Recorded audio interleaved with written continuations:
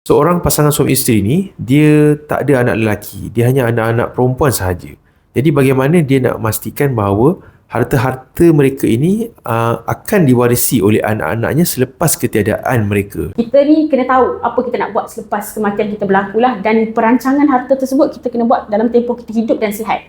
Jadi salah satu untuk secure harta anak tersebut, sebab kita tahu bila tak ada anak lelaki ni, bila kita ke faraid, dia tak akan habis. Maksudnya dia akan kembali ke atas ataupun akan pulang kepada Baitul Mal.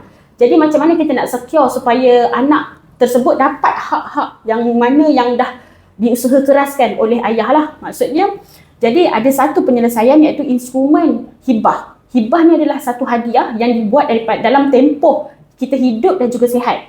Yang mana hibah tersebut ada rukun-rukun yang tersendiri, iaitu pemberi hibah, penerima hibah, harta yang dihibahkan, ijab dan qabul. Maknanya bila berlaku hibah tersebut, harta tersebut akan dipindahkan dan akan menjadi pemilik sah selepas kematian ayah tersebut lah. Adakah hibah ni cukup sekadar perjanjian hibah ataupun perlu mendapat pengesahan daripada mahkamah syariah? Hibah ni adalah satu instrumen yang mana yang diiktiraf oleh hukum syarak, yang mana perkara tersebut bukanlah perkara yang baru.